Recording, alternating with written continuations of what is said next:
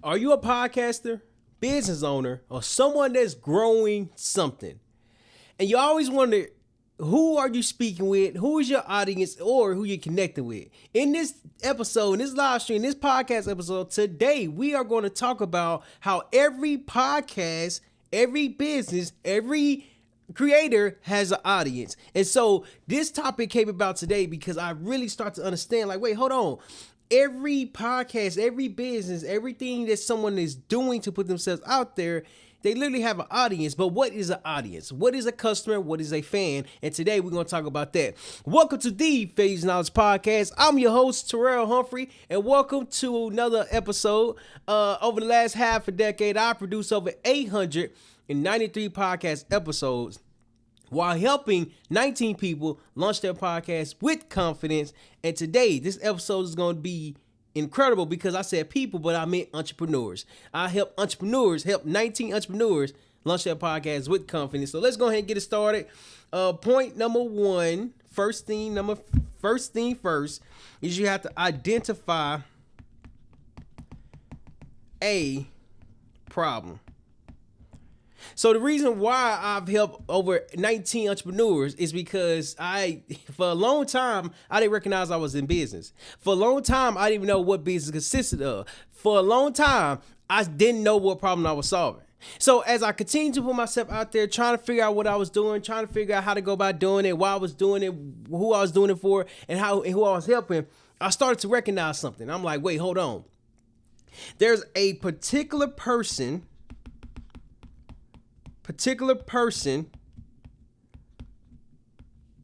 I keep running into, or there's a particular person that I'm always around, or there's a particular person event that I always go to. And what I start to recognize is that person were entrepreneurs.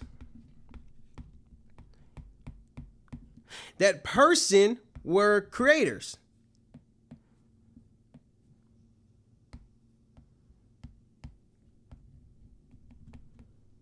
Creators,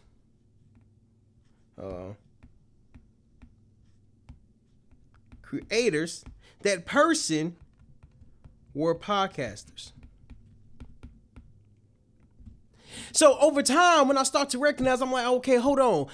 When I start learning more about business, start understanding like everything that I was doing within the last 2 to 3 years, as I start to really understand what I was doing, they say you have to serve somebody. Like, shout out to Action Zone. They say if you're looking to serve everybody, you're serving no one. And then the question comes, so who is the someone that you can serve? Who is the person that I can help and have a problem around, or not necessarily a problem around, but who can I help? Who can I serve? How can I go about helping them? And so when I start to recognize, like, wait, hold on. This right here is called an audience. People who are listening are audiences. People who are doing business with you are customers. People who like what you're doing and support you are fans. It's not the fact that it's not working. I just had to understand why it was working. You see, identifying who to serve. Today, we're serving multifamily investors launch their podcast with confidence. And when I start to recognize, okay, hold on, this is the lane. This is the customer. My audience are entrepreneurs, but the customers I'm serving are multifamily investors. Okay, what I start to recognize is this. So you got audience. Okay, all these people are audience,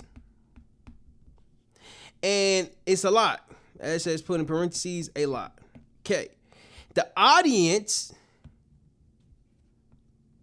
are different from customers. Because the audience are the people who listens, watches,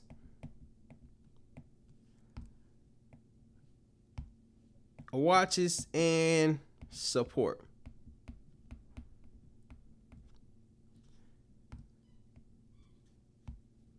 Listens, watches, and support. Okay. Customers are people who pay, are people who you are providing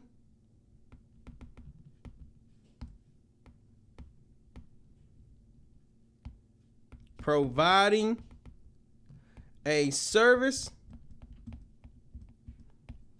or product for. Okay. In other words, there we go. Customers are, they pay, you're providing a service for them, or you're selling a product to them. They give you money, you do something for them, or you give something in return. Like for instance, if I was to go to the store and buy a case of water bottle, I can't go in the store and walk out with the case if I don't buy it. I am a customer. Whereas if I was to go into the store and just window shop, and by window shop, I'm saying this is the window, this is me, this is a store. If I just go in and walk out and no purchase anything, I'm not a customer. I'm just someone who has interest. I'm just someone who is an audience member. I'm just someone who's curious. Okay. That doesn't mean that this person right here can't become a customer. What it means is that until this person pays, they are not a customer. Okay. When I start to recognize who my audience was, I'm like, oh, okay. It was this course that I had went to, and they start to say that that you have two different customer segments, customers that you're serving. One who's going to pay you, one who's not going to pay you. The ones who are going to pay you comes from the people who don't pay you. And so when I start to recognize, I'm like, wait, hold on, what you mean? You got people who gonna pay you, than people who are not gonna pay you. I'm like, why? Like, why ain't they gonna pay you? It's not the fact that people are not going to pay you. It's more so that your audience builds that credibility. Your audience builds that social proof. That audience builds like, hey, I'll actually support this person. And then when it's time to start making revenue, you start, the freeze get built to the paid. It took me so long to understand who my audience was, the problem I was solving, and how to solve it effectively. See, launching your podcast is just one step of the journey. Then you got to edit, manage, and publish your podcast. So we actually help multifamily investors launch, edit, and manage your podcast. Why multifamily investors? Because when I started in real estate half a decade ago, I started with wholesaling, and I tried to figure out what I was doing. And over time, when I overheard somebody say that, was like, well, my ideal customer is this person because of my childhood, because I've been all around. I'm like, that's it. I've been missing that. Your audience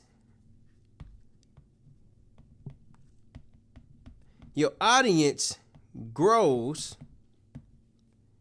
Your customers, hold on, pays. That was hard. Your audience grows while your customers pays. You see, recently I've been doing online training, online podcast training for webinars, and I was doing this sales process. What a sales process is this training on the subject that I'm going to sell, and there's a challenge that I was going through. I'm like, man, why ain't nothing working? It wasn't working because I wasn't doing it right. It wasn't working because I didn't have the right system, not necessarily system in place, but I had the right offer in place. Like, I wasn't selling the right thing. I didn't communicate how to sell it effectively. And so what this did for me is that, one, it taught me how to sell. It taught me how to sell. It taught me how to be consistent. It taught me how to follow a structure. It taught me how to follow a format. It taught me how to be more organized. You see, before I start actually speaking with customers who or potential customers who can pay, I'm like, man, what do I sell? Man, what problem do I solve? Man, how can I go about solving it?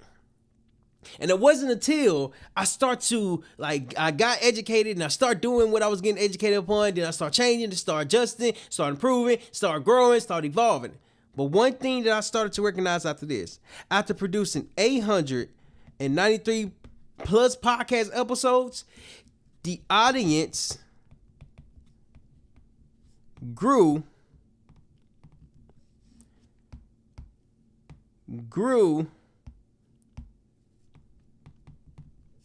to 270,000 plus overall views.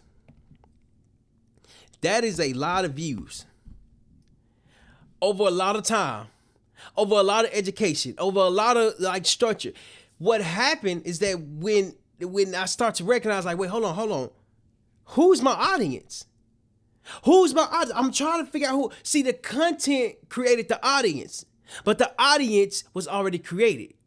Why? Because the content spoke to a specific person. I'm listening to this book that's talking about Facebook ads, and it's talking about how a lot of people overdo the Facebook ads, how they try to set up campaigns, whatever the case is. And they overdo it because they don't understand their audience. Now, this is what the book said. I'm like, okay, that seemed reasonable.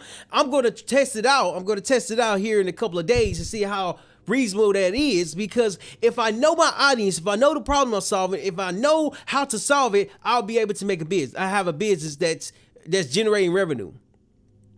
But before then, I had to understand who my audience was, which are entrepreneurs, and who I'm actually serving, which are multifamily investors. And when I start to understand, I'm like, oh, there's a difference here. There's a difference here because free builds to pay.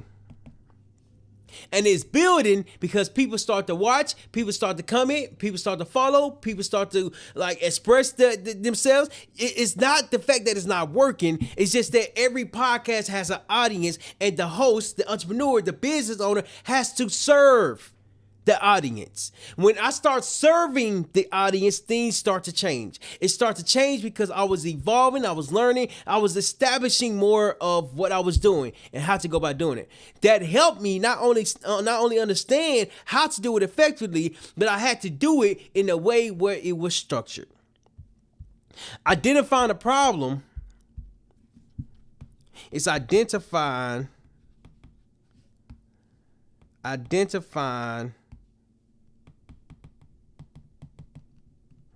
what people are struggling with. When I start to do that, business starts to appear differently. It starts to appear differently because I'm not winging the business no more. I'm not winging the business no more. I'm actually doing the business. Doing the business is understanding who my audience are. It's kind of like this, right? You have audience right here. And this right here, let's say it's a bubble, right? It's a bubble. You got your audience. But then underneath it, you have your core audience. Let's put that in the bubble. Then underneath it, you have your fans. Then underneath it, you have people. You have people who watches but don't comment, like, or buy.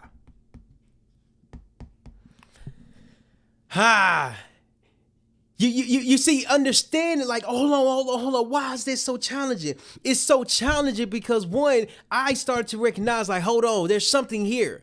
What's here is an audience. What's here is a platform. What's here is more than just a podcast. It's a way to build authority. It's a way to build a brand. It's a way to get more customers. People reach out to me now because I have a platform. People are reaching out to me now because I have a podcast. People are reaching out to me now because I'm consistent. I'm not just going to say people. I'm going to say entrepreneurs. I'm going to say executives. I'm going to say leaders. I'm going to say thought leaders. I'm going to say people who are doing business. Why? Because to do business, I had to understand the problem that I was solving, how to solve it, and how to position myself differently. As I position myself differently, I recognize the problem that we were solving. Many multifamily investors struggle being on camera. Many multifamily investors have the experience, but they're not putting themselves out there. Many multifamily investors are afraid to build a following because they don't know how to. They worried about the equipment. They're worried about the studios. They're worried about the location. But what about the message? What about the connection? What about the impact? You see, when you have impact, you have an audience that's willing to support you. Why? Because now, as your audience grows, people start to support you. People start to become your customer. People start to become friends. Every podcast has an audience because every podcast solves a problem. Next point that we're going to hit on is this. Is that you have to create a process to solve it effectively. When you have a process to when you have a process to follow, you have a system to implement. So when I was talking to one of my mentors, and he was like, there's a difference between Taco Bell and Chipotle. The difference isn't the quality. The difference is how they maintain their standards. Every business has standards. And so I went there. I went to Taco Bell versus Chipotle. And I tried to order something similar. Like I tried to get tacos or quesadillas, something similar from it. And so I went to Taco Bell. The difference between Taco Bell and Chipotle was that this. Taco Bell had customers only through drive-through. Only through drive-through. Okay. When I went to Chipotle didn't have a drive-through, but Chipotle's standard was different. Their standards was different because they just operated differently. Chipotle, how do you spell Chipotle, had a line of people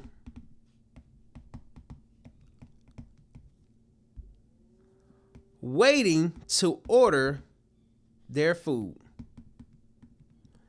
And so when I was there just watching it, and I'm looking at the difference between the two. What is the experience between the two? What am I feeling when I go in? Who are the ideal customers? Like, you can't necessarily tell who the customers are, but I'm just looking. And so when I go there, and I'm looking, I'm like, okay, this is good. I see the difference. You can't necessarily tell who the customer is, or maybe you can. Let's say the customer type is, let's say with Taco Bell, they want fast food, they want in and out. They're not looking for the experience. They're just looking for the food, go get the food and leave. Whereas with Chipotle, they're willing to wait in line to order their own food or to customize their own food, then put their food in the car and pack. That experience is different because the standard are different. So what does this have to do with audiences? It has to do everything with audience, because when I start to implement it for my podcast production business, I'm like, okay, cool. I don't want to serve everybody. In fact, I can't serve everybody, because if I have X amount of money and I have this customer, I have that customer, I have this customer, I have that customer, I have so many people to serve. Customers isn't bad, but different type of customers are bad. Prime example, entrepreneur, dentist, student, and let's say pharmaceutical. Why did I pick a word I can't spell? Better yet, let's do chef. Because it's easy to spell. All right, so we got 4 different customers right here. And what I was struggling with was trying to communicate to every last one of them. But as I was trying to communicate to them, it became challenging because I got spread it thin. The money that I had wasn't a lot. It's not a lot, but it was something. And so if I have, let's say, $100 and I have 4 different customers to reach out to, I can't even, that ain't even enough to even reach out to them because the problems are different. Problems are different. Shout out to one of my other mentors. What's up, darling? Shout out to my other mentors from the Spartan Incubator. He said if you have a blowhorn and you trying to call, let's say if you have a whistle and you trying to call a dog and you're around cats, the cats are not gonna come because you're not calling the dog. Whereas if you have a whistle specifically for the dog and you call the dog is going to come and the cat's not going to even bother you. You see, this right here is an example of entrepreneur, dentists, students, and chefs. They have different problems. But trying to solve the problem that I solve for them will not be easy because they are experiencing something different. Do they even have this problem? Are they even considering this problem? Then that's where I start to ask, okay, what problem am I actually solving? Is it universal, or can I really focus down? Can I really focus down? And as I start to focus down, I'm like, oh, hold on, it's different. You see, I can have an entrepreneur, a dentist, student, or chef in the audience. I can definitely have that. But what it boils down to are the specific language that I use that make a connection to that ideal customer. So the problem might be universal, but the language has to be adaptable. The language has to connect with others. The language has to speak there, like it has to be like a top of line, like, oh, he gets it. If I'm trying to solve multiple different problems for multiple different customers, this is 2, this is 3, this is 4, then I'm not solving the problem for my customers. They could be the audience, like the audience right here, what I talked about earlier. This can be the audience. The audience is right here. Like you got multiple people here. You could definitely have a lot of people in your audience. But the people that who are going to pay you, who you are going to serve, is not just people, but it's a type of person who's in a specific industry. And that was the thing that I was struggling with for a long time. Like, who is my audience? Like, who are the people who are going to pay? And over time, I start to recognize, I'm like, oh wait, hold on. I'm sorry, I'm serving the wrong problem. I'm solving the wrong problem. What if I have an audience of 100 people and 10 people are multifamily investors?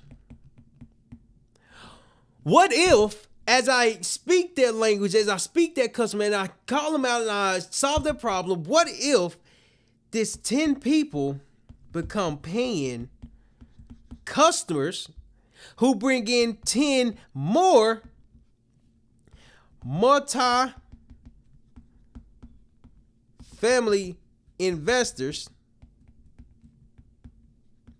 And now they pay more. That was the thing that I was struggling with for a long time. Like, bro, who is my audience? There's a difference between a free audience, people who just grow your platform, versus a audience who's going to pay. It is different, one, because it's understanding that everybody can't be your customer. Everybody can't be my customer. I can't solve every problem out there. When I was watching this movie, it was called The Social Experiment. I think it was called Social Experiment. And it was with Mark Zuckerberg when he was young and he was just starting out Facebook. And when he was starting out Facebook, he started... Hold on. He started at Stanford. I think he went to Stanford. He started at Stanford. F-A-R-D. He started at Stanford. When he started at Stanford, he literally, in the movie, it was back in like 2005, 2006. in the movie, he literally go around the campus and getting students on the app, and students are experiencing in it, and they're giving feedback, all these different things. Before they went to a different campus or a different school, they understood their ideal customer. Who is this customer who's going to experience this app, and what problem does it solve? And it was like a Facebook feed where you can learn what next class your friend has or whatnot. So essentially, they started at Stanford. But when they started at Stanford, they were serving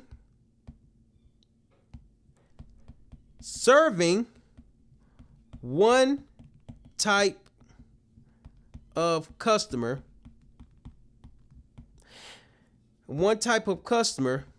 And that was students on the Stanford campus. What does that mean? That means that they understood their customer. That means that they understood who their audience was. That means that they understood what problem to solve. It doesn't matter if you got a podcast. It doesn't matter if you got a business. It doesn't matter if you're growing anything. What matters is that you know who you're speaking to. What matters is that you know the problem that you're solving. It matters that you go out and solve that problem. Because when you do, as I start to do, I start to get more clear. I'm not all over the place, and I'm focused.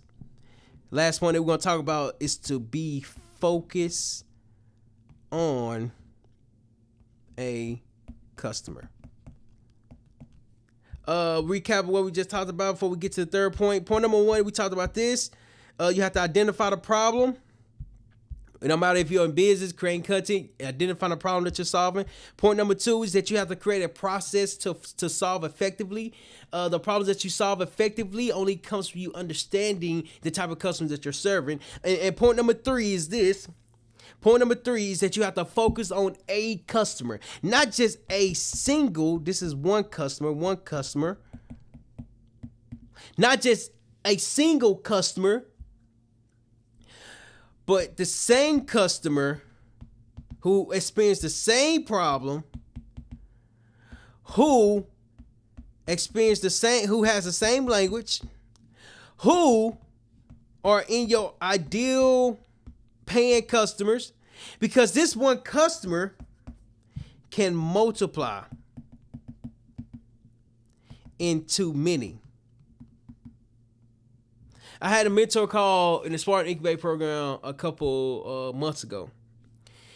And let's just say, hold on. Let's just say these are not the exact numbers. I'm just paraphrasing. Let's just say he had $100 company, like the company's worth $100. And then it went from $100 to $1,000. And I'm like, how? How did you do that? How did you I said, bro, did you change your offer? Did you change your customer? Did you provide something different? How did you do that? He said this. He said one customer,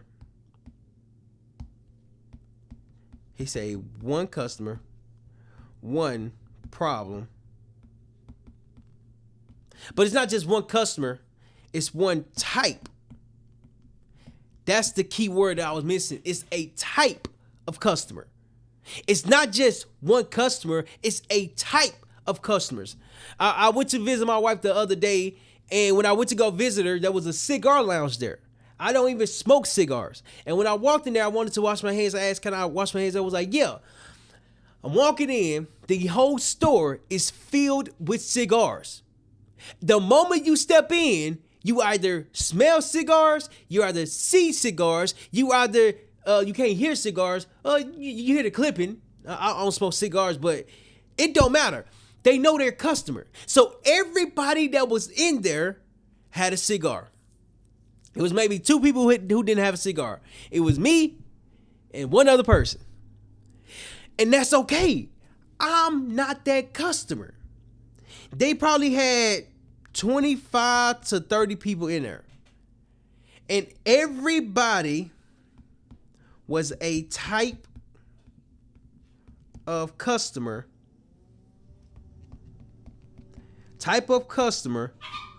who smoked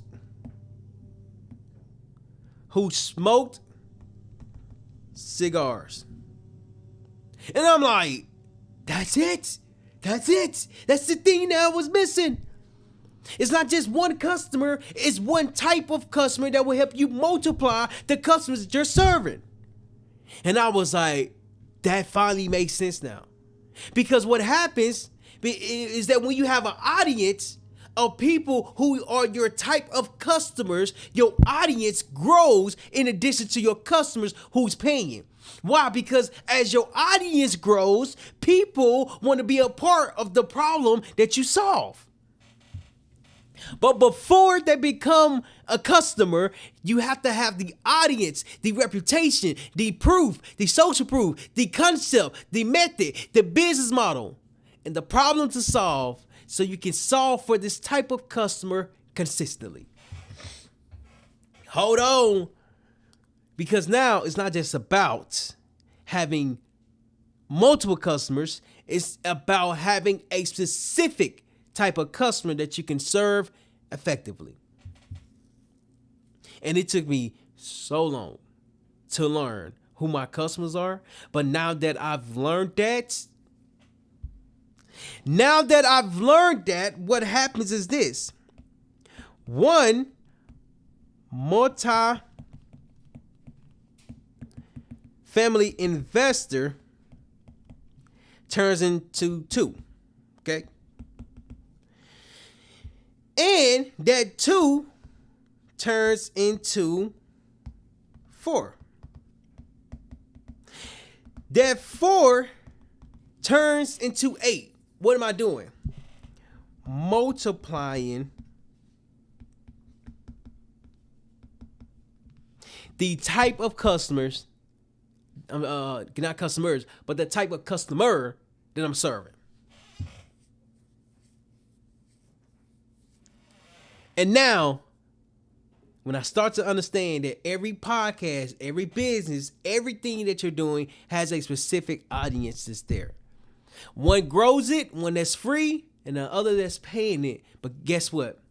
Your audience consists of your paying customers. Oh, hold on. Your audience consists of your paying customers, because if they don't become customers today, eventually they will become customers. That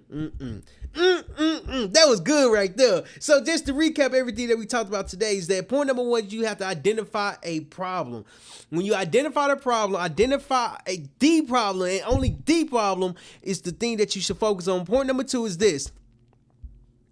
Point number 2 is that you have to create a process to solve it effectively. In other words, operate this problem that you solve as a business, as a system, as a process, and document everything so you can actually start doing everything that you need to do to solve this particular problem. Last thing that we talked about was this. I like how I recapped it, is that you have to focus on a customer. Not focus on one customer, but focus on a type of customer. And when you do this, as I start to do this, and hopefully you start to do this, you start to make connections with the problem that they're solving, speak the language, they solve it effectively faster. Because when you do, you'll be in business. So, if you're building something, a podcast, and you want to join a community, I'm going to be sharing my newsletter, so that way you can join our email list. And if you want to be a part of something, make sure you read the description, so that way you can join the newsletter and get every podcast episode, every conversation, and you can definitely be a part of the community. So that way all you got to do is just input your information, and then you'll be able to join the newsletter. So, lastly, don't be afraid to fail, because failure is knowledge.